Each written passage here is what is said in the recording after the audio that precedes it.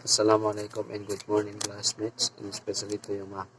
I am the second reporter of the Group 1, and my assigned topic that I'm going to discuss is the science and technology in the Philippines, a historical perspective. Ang Philippine Science and Technology has a long story. Nagsimula ito bago masakop ng mga Espanyol ang bansa natin, kung saan meron ng mga ilang katutubong teknolohiya sa mga wet rice at dry rice.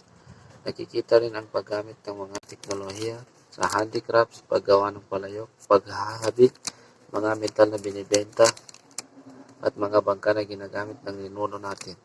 Sa siyensya naman, ang mga ninuno natin, they aware na nakakapagpagaling ang mga gamot na nanggagaling sa halamang gamot. And they had an alphabet, mga sistema sa pagsulat, pagbilang, pagtimbang at pagsukat. Pero wala silang kalendar. Pero nabibilang nila ang taon kapag panahon na ng buwan at isa sa mga palatandaan nila or basihan nila ng pagbilang ng taon is kapag nag-harvest sila. Then nag-harvest sila ulit. Meaning, isang taon na ang lumipas. Ang mga Pilipino, they already engaged or bahagi sila ng pagsasaka, paggawa ng mga barko, pagmimina at paghahabi. Ang Banawe rice terraces is a suffocated product. When we say suffocated product means a product which needs more knowledge and experience and education for being manufactured because it was an highly complicated or development by the engineering pre-Spanish Filipinos. Ngayon naman ay dito na tayo sa science and technology sa panahon ng Spanish period. During Spanish colonization, ang pagsakop nito sa Pilipinas ay malaking ambag sa paglago ng agham, teknolohiya at sa kalupaan ng Pilipinas.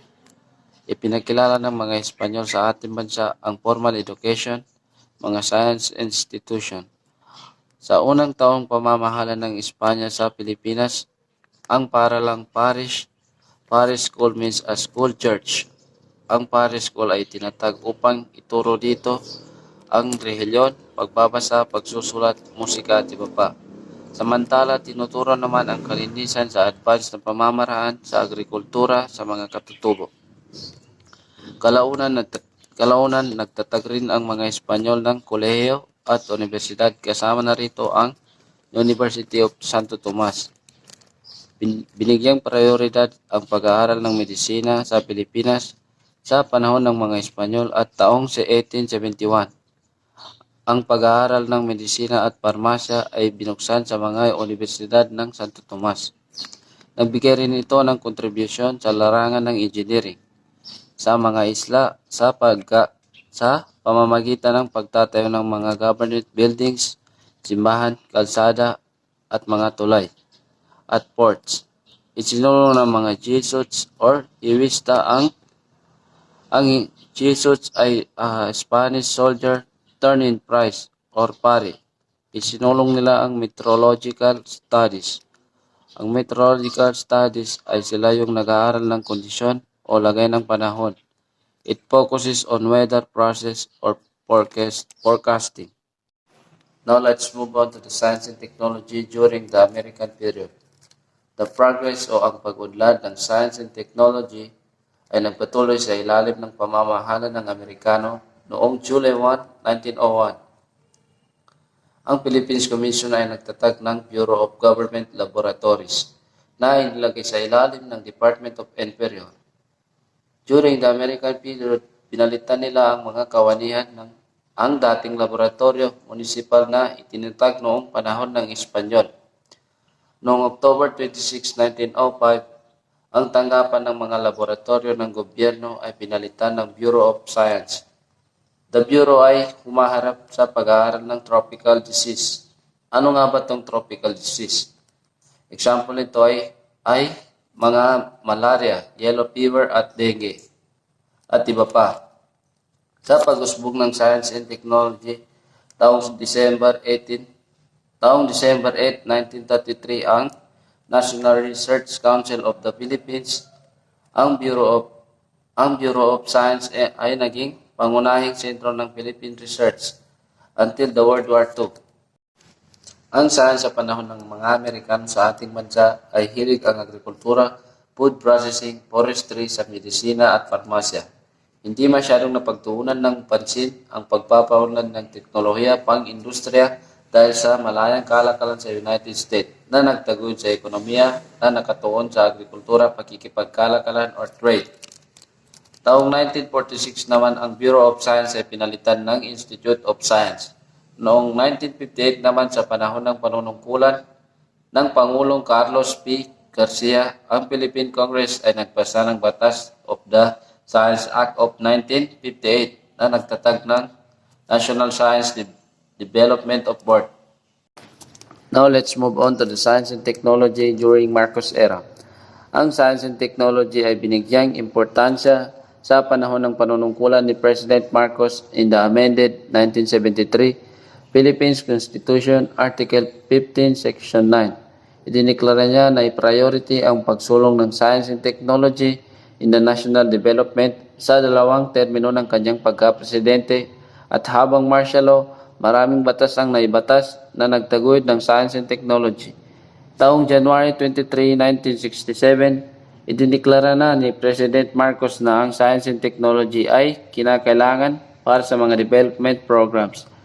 At sa gayon, inatasan ng Department of Education na buhayin ang mga kurso sa science sa mga pampublikong high school.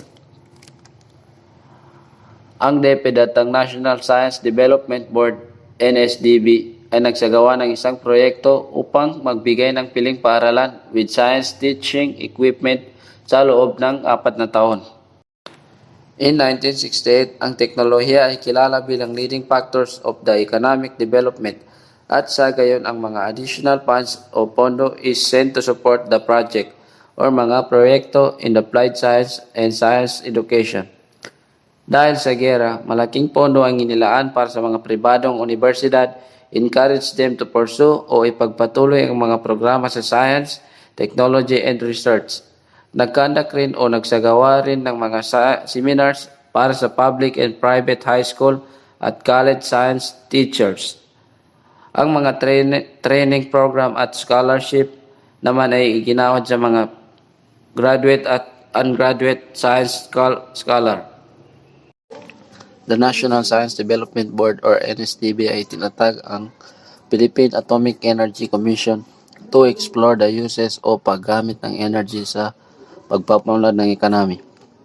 Tinulungan ni Marcos ang 107 institution sa pagsasagawa ng nuclear energy sa pamamagitan ng pagpapadala niya ng mga scientists, engineers, doctors to study o pag-aralan ng nuclear science and technology abroad. Nagsagawa rin ng mga proyekto sa pag-unlad ng edukasyon sa panahon ni Marcos na kung saan kasama ang research and development, pagtaguyod ng mga technical institutes, science education centers, mga kolehiyo sa agricultural at mga vocational high school.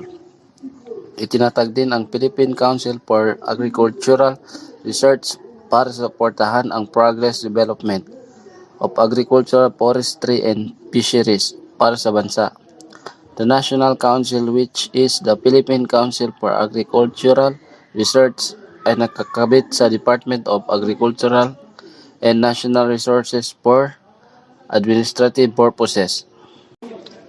Ang isa pang establishmento ng President Marcos Decree No. 49 Section 1972, ito ay ang Philippine Atmospheric, Geographical, and Astronomical Science, PAGASA.